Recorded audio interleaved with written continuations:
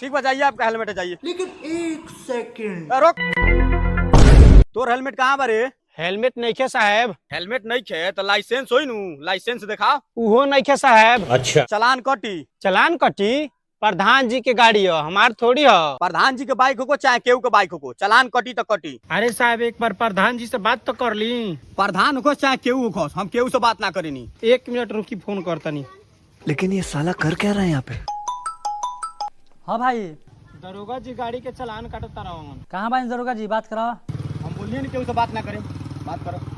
ये तो बात करो से मना करता रहो। अरे भाई 2-4 चट्टा मारो ना और हमारा नाम बताओ। भोसड़ी वाला प्रधान के लगे।